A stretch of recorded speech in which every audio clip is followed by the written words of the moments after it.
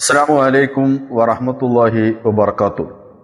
പ്രിയ സുഹൃത്തുക്കളെ, സഹോദരന്മാരെ, എല്ലാവർക്കും നല്ലത് വരട്ടെ എന്ന് ആശംസിക്കുന്നു.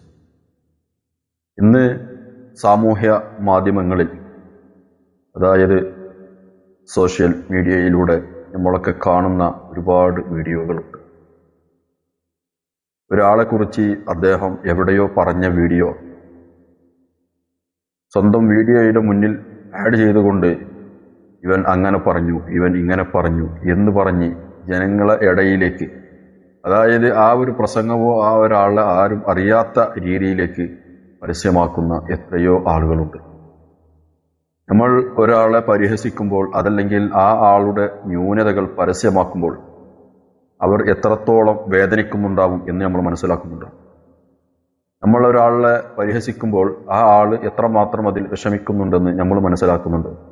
അതിന് നമ്മളെയോ നമ്മളെ വേണ്ടപ്പെട്ടവരെയോ ആരെങ്കിലും ഇതുപോലെ പരിഹസിക്കുകയാണെങ്കിൽ നമ്മളെ അവസ്ഥ എന്തായിരിക്കും?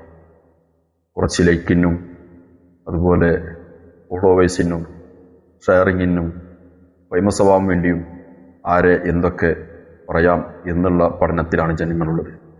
എങ്ങനെയൊക്കെ ഒരാളെ അപമാനിക്കാം, എങ്ങനെയൊക്കെ ഒരാളെ ഉയർത്തിൽ നിന്ന് താഴേക്ക് തട്ടിയിടാം എന്നുള്ള ചിന്താഗതിയിൽ ജീവിക്കുന്ന എത്രയോ മനസ്സ് മരവിപ്പിച്ച മനുഷ്യരുണ്ട്. അവർക്കിടയിലാണ് നമ്മൾ ജീവിക്കുന്നത്. ആ ആളുകളുടെ ഇടയിലേക്കാണ് എൻ്റെ ഈ എളിയനായ എൻ്റെ ഒരു വോയിസും ഞാൻ പ്രചരിപ്പിക്കുന്നത്.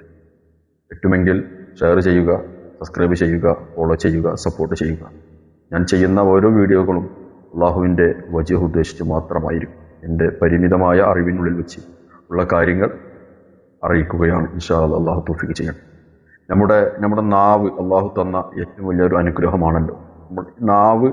നാവില്ലാത്തവൻ്റെ ആഗ്രഹമാണ് എനിക്ക് നാവുണ്ടായി ഒന്നെങ്കിൽ എന്ന്. ഈ നാവിനെ അള്ളാഹുവിൻ്റെ അനുഗ്രഹം അത് എങ്ങനെ ഉപയോഗിക്കണമെന്ന് ഞാനും നിങ്ങളും ഓരോരുത്തരും ശരിക്ക് ചിന്തിക്കണം. കാരണം നാവിന് എല്ലില്ല, പക്ഷെ നാവ് ഉണ്ടാക്കുന്ന ആ മുറിവ് ചിലപ്പോൾ എല്ലുകളെക്കാൾ ശക്തി ഉണ്ടാവും. ശരിയല്ലേ? ഒരു മനുഷ്യനെ കൈകൊണ്ട് അടിച്ചാൽ മുറിവ് കാണാം, പക്ഷെ വാക്കുകൊണ്ട് മുറിവേൽപ്പിച്ചാൽ അത് പുറത്തു കാണില്ല, അവൻ്റെ ഹൃദയത്തിലാണ്. തമാശ പറഞ്ഞതാ എന്ന് പറഞ്ഞിട്ട് ഒരാളെ കളിയാക്കരുത്. സത്യം പറഞ്ഞതാ എന്ന് പറഞ്ഞിട്ട് ഒരാളെ അപമാനിക്കുകയും ചെയ്യരുത്. ദേഷ്യം വന്നതുകൊണ്ടാണ് എന്ന് പറഞ്ഞ് ആ മനുഷ്യനെ വേദനിപ്പിക്കുന്ന വാക്കുകളും പറയരുത്.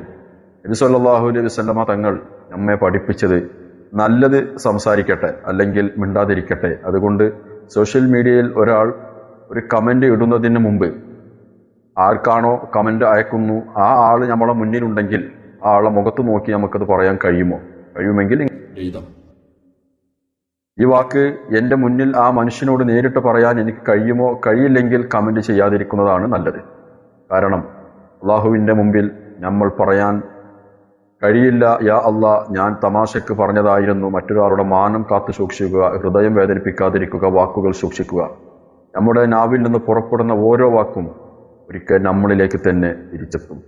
ഇന്ന് നമുക്ക് കാണാം, പല ആളുകളും പല വ്ളോഗിൽ ഉന്നതങ്ങളിൽ ഇരുന്ന ആളുകൾ പലരും നമ്മൾ അറിയുന്നില്ല, നമ്മളിൽ നിന്ന് അവർ മയക്കപ്പെട്ടിരിക്കുന്നു. ലോകവും ജീവിതവും എവിടെയോ എങ്ങോ വെച്ച് അവസാനിക്കും. പറഞ്ഞ വാക്കുകളോ പറഞ്ഞ കമന്റുകളോ പറഞ്ഞ അനാവശ്യങ്ങളോ പരസ്യമാക്കിയ അവരുടെ ന്യൂനതകളോ അവരെ വികൃതമാക്കിയ അവരുടെ ജീവിതങ്ങളോ അവരെ വഷളാക്കിയതോ അവരുടെ എല്ലാ സംരക്ഷണവും നമ്മളാൽ നഷ്ടപ്പെട്ടിട്ടുണ്ടെങ്കിൽ അള്ളാഹുവിൻ്റെ മുന്നിൽ നമ്മൾ എന്ത് ഉത്തരം പറയും? അള്ളാഹു നമ്മെ കാത്തിരക്ഷിക്കട്ടെ. അസ്സലാമു അലൈക്കും വറഹ്മത്തുള്ളാഹി.